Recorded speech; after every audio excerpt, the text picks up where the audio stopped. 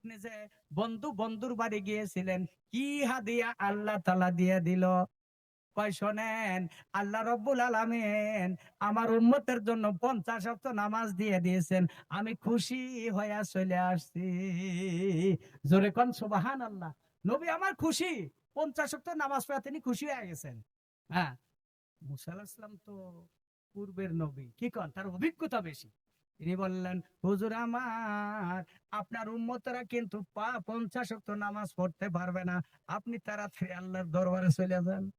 আল্লাহর পয়গম্বর মোহাম্মদুর রাসূলুল্লাহ সাল্লাল্লাহু আলাইহি ওয়াসাল্লাম আবার আল্লাহর দরবারে যা বলতেছেন, আল্লাহ, আমার আবেদন আছে, বলে কি, আমার উম্মতের এত নামাজ পড়তে পারবে না, কমায়া দেন। আল্লাহ রব্বুল আলামিন বলেন 5 ওয়াক্ত কমায়া দিলাম, যাও। যখন 45 ওয়াক্ত নামাজ নিয়ে ষষ্ঠ আসমানে চলে আসলেন, আল্লাহ নবীর সাথে দেখা হয়ে গেল। মুসা আলাইহিস সালাম বললেন, খবর কি? বলে 5 ওয়াক্ত। কয় তাও পারবে না, আপনি আবার যান। এইভাবে যাইতে 9 বার চলে গেলেন। ও আমার ভাইরা, তাই কবি বলেন, গুপ্তে মুসা বাখো দাদার কুহে তোর, গুপ্তে মোহাম্মদ বাখো দাদার আরশে নূর, গুপ্তে মোহাম্মদ বাখো দাদার আরশে নূর।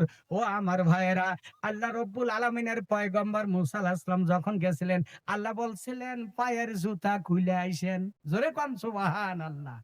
আর আল্লাহর হাবিব যখন আরশে মুআল্লায় বারবার গেছেন, আল্লাহ তাআলা বলতেছেন যে আমার বন্ধু, আমার হাবিব মুহাম্মাদুর রাসূলুল্লাহ সাল্লাল্লাহু আলাইহি সাল্লাম যতবার আসছেন, তার পায়ের ধুলার বরকতে, জুতার ধুলার বরকতে আমার আরশ মুআল্লা খুশি হয়ে গেছে। জোরে কোন ধন্য হয়ে গেছে।